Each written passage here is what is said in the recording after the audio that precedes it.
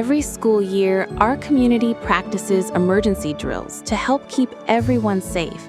These drills help students and staff stay calm, act quickly, and know exactly what to do in case of a fire, earthquake, or lockdown. Today, Montessori preschool through high school students, along with teachers and staff, participated in a fire drill, the first emergency drill of this school year. Throughout the school year, students, teachers, and staff will continue to participate in additional emergency drills. By practicing together, we build confidence, improve response time, and ensure everyone is prepared, just in case. Thank you all for your participation.